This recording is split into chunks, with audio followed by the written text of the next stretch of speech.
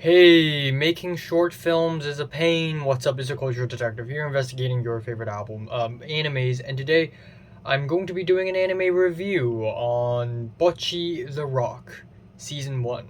I hope it's season one because if it's called season one, then if I treat it like it's the first season, then I would think, oh, a new season is coming out, and that's great because I wish there would be another season. So yeah, Bocchi the Rock is an anime. It is adapted from a four-panel manga written and illustrated by Hamaji Aki, and then it is adapted into an anime by the one and only Cloverworks. So yeah, Bocchi the Rock took the anime fandom by storm, and it beat Chainsaw Man as the most liked anime of the last season, and that is a huge freaking deal because nobody saw that coming. In fact, I didn't see it coming as well. I was going to start preparing my best animes of the year list, and I thought to myself, ooh, what other animes have I not watched? I should just quickly make an anime watch list so that I could watch them all before the year ends so that I can make the list. And then I got, you know, Urusei Yatsura, I got Kotaro Lives Alone, I got to watch Chainsaw Man, I got to watch Stone Ocean Part 3, and then out of nowhere, Bocchi the Rock came out of nowhere, and people are like, oh my god, it's so good, S tier anime. So instead of watching Urusei Yatsura, I watched Bocchi the Rock instead. So I actually didn't watch Urusei Yatsura. So yeah, going into the anime, I really don't know what to expect because I am not a huge fan of comedy slice of life, even though lately there have been a lot of comedy slice of life animes that I enjoyed. There are like three or four of them on my best animes list, so maybe I am a fan of of comedy slice of life, and I don't even know it myself. But Bocchi the Rock is about Goto Hitori, who is a girl who is very socially anxious. She is lonely. She wants friends. She wants to be a famous rock star, but she doesn't have the courage to at all because she doesn't want to meet people or speak to people or anything. And eventually, she runs into some people who are in a band and they're missing a guitarist. Oh, a band that's missing a guitarist and a girl who is really good at playing the guitar. Oh. And yeah, essentially, that's that. Now, a lot of people probably didn't have a high expectation going to this anime because they would just think it's a second coming of K-On!, which is an anime that I haven't seen, but still, we've seen something like this before, right? We don't need another one of these. But turns out we haven't seen anything like this before. And it's actually really funny, really relatable, really entertaining, and just hits home. It hits home quite hard. So yeah, the OP is Seishun Complex, and I really enjoy it. I love the song. I think it's really fun. It's catchy as hell. I love the guitar riffs. It's basically your average J rock, but except it's actually catchy, first of all, and second of all, it actually fits the story. Of course, if this is like a shonen fighting action adventure anime and you have the J-rock song that sounds like this, of course it's cliche as hell, but right here it just works out really well. The EDs are also really well made and fun, and I like the visuals accompanying the OPs and the EDs as well. And overall, I think the animation and the art style of Bocchi the Rock is simple, but they're really, really effective in what it's trying to say. I also really like the shots, the frames where the location is sort of bent, like distorted, like we're looking at the story through fish eye lens or through an ultra wide lens with a lot of distortion, but it's animated, and I really love that stuff. It would just you know fulfill my dreams to see an anime try an ultra wide screen aspect ratio and then fake an anamorphic look with lens flare and all that, but it's all completely hand drawn. Like that would just blow me away, and it's one of these days. But anyways, back to Bocchi the Rock. Even though it is a slice of life anime, the story moves along progressively. One episode continues off of the last episode and it sort of moves along like that. It also doesn't have a skit format. A lot of the slice of life animes I've seen have a skit format where every single episode they have 3 or sometimes 4, sometimes 5 skits, and they don't really have any connection with each other. But this one does not. Kind of like My Dress Up Darling. And really enjoyably so. And this anime also shows what being part of a band feels like. I've never been part of a band, by the way, so I have no freaking idea. But just by the story itself, it just feels like it's a really realistic portrayal of what being in a band feels like. You know, taking photos for promotional material, playing small gigs, begging your friends and your family to go watch your show so that you could fill the quotas that the manager of that club, of that venue, allowed you to, barely having any money, meeting other band members from other bands, exploring the world of underground indie music, and sort of that stuff. It feels realistic. I don't know if it really is realistic, but it feels really realistic to me, and that's kind of interesting. And this isn't the only, starting from the ground up musical anime I've seen this year. I've also seen, of course, Paripikome, but this one feels even more interesting because of the band dynamics and the element of social anxiety. Speaking of which, holy crap, this anime is really relatable. I mean, I knew it's gonna relate to me because all anime enjoyers are losers and we're all socially anxious, and all true anime fans are socially anxious losers. Okay, just accept that as a fact.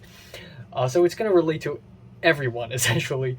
But this is even more relatable to me because there are some really basic things. I actually wrote a list of all relatable moments.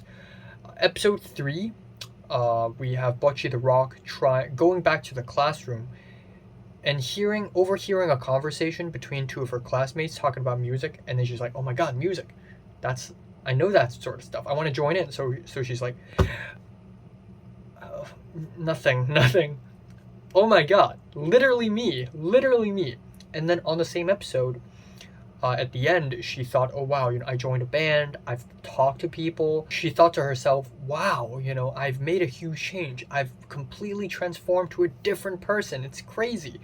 And turns out, she's only made one step out of 1,000, 10,000 steps of a long stairway to fame. She still has a long way to go, and she's like, "Oh my god, I've only made one small step the whole time." Episode 4, when she reintroduced Kita to the band. Yeah, well, if you watch the anime, you'll understand why reintroduced. But when Bocchi, Hitori, but her nickname is Bocchi, when Bocchi reintroduced Kita into the band, and Kita got along with the other band members better than she herself does, she began to be a little jealous. Wow. Episode 5, when someone made a lot of eye contact with her and she started freaking out and she thought, "Oh my god, what is that other person doing? If that other person is staring at me, are they staring at me because I've done something wrong? Do I look funny? Like, why are they staring at me like this?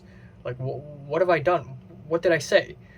That was really relatable. And then on episode 6, this one is a particular one of my favorite scenes of the whole anime. It's so goddamn relatable. I can't believe an anime or even a story in general would even mention this. But essentially on episode 6, Bocchi runs into another band member, an alcoholic bassist, and she thought to herself, "Oh my god, maybe in a few years I'll be alcoholic just like her. I'll be so stressed with social anxiety and with everything else in life, and I'll just turn to alcohol." And then she envisions herself in 30 years locked up in her own closet with mountains of empty beer cans, and instead of having dinner she just drinks beer and she just looks at the ceiling and goes, "Ah, back in those days when I was in a band." And I thought to myself, holy fuck, like, damn, this, how Like, I feel like to a certain degree, Hamaji Aki, who wrote Bocchi the Rock, used their own experiences and thoughts and put it into the story because it's so real. It's so freaking just like me, for real, for real. Like, I recall how in film school there are people around me who are addicted to weed and addicted to vaping and all that stuff. And even if they're not addicted, they're still doing it regularly and it relieves their stress. And I thought to myself, holy shit, I'm stressed all the time. I'm stressed all the time, and I'm encountering stuff like this. Like, in 20 years, will I become an addict? And then I envision myself locked up in my bedroom. You know, this is such a real moment. It's unbelievable. And then on episode 10, Bocchi wanted to apply to perform at the culture festival as a rock band, but then she doesn't have the courage to. I literally experienced the same thing when I was in Form 5. Except it's not culture festival because Hong Kong doesn't have culture festivals. It's the Christmas celebration festival. But oh my god. On top of that, this anime is ultra freaking funny. It's way funnier than I thought. There are so many moments in the anime where I actually laughed out loud, whether it be the editing, just the perfect timing of the jokes, or it's the animation, because this anime uses the medium to its fullest. The drawing, just the fact that every time Bocchi panics, has a panic attack, she just turns into something else. She turns into a doll. She turns into a melting ice cream. She turns into ashes. She turns into Asuka from Evangelion. In the last episode, or in the second last episode, she turns into a Picasso painting. At some point, she turns into a 3D Blender animation. So yeah, one of my favorite scenes, one of the funniest moments in the anime is when the band was trying to come up with t-shirt ideas for their band, and Bocchi's idea is literally super edgy chains and scars and whatever. And again, that's so fucking relatable because I'm edgy as hell, but you can't tell because I'm actually not edgy as hell. I'm only edgy as hell when I'm writing my scripts and when I'm coming up with movie ideas. It's edgy and dark as fuck, but then in real life I'm just like a hey, hi, haha, hi, oh, haha. And Bocchi is like that. She's literally me. And Dio, who is another loner type girl, her glorious mastermind t-shirt idea is literally a JPEG of a real life thing. Like, the animators in Cloverworks just went to Google Images and they just looked for a photo and then just boom. And it's the lamest looking thing ever, and I actually laughed out loud. And another amazing moment was when I guess Bocchi was again on the verge of a panic attack, and she vomits, and right when she vomits, the anime cuts to a bunch of dams around Japan. Oh, this is the famous something dam in this Nara prefecture. Oh, this is the famous something dam from Gunma prefecture. And it's actually a school days reference, because of course there has to be school days reference in here. Like many other slice of life, this anime has the beach episode. It has the culture festival episode. And I wish the last episode ends off on a stronger note. And I would rather if the entire culture festival episode is the second last, and then the last episode is just chill, typical ending. I think that would work out really well as well. But still, I think this is one of the funniest, smartest, most relatable, most entertaining, and enjoyable animes of 2022. And it is surprisingly one of my favorite comedy slice of life ever. Anime TV show. I don't even watch comedy TV shows, but Bocchi the Rock is something else, and I'm feeling a light 9 out of 10. And yes, I prefer it over Chainsaw Man. Yes. Hit me, fight me. So, have you watched Bocchi the Rock? From 1 to 10, would you rate it? Like it and subscribe if you want more. Thanks for watching.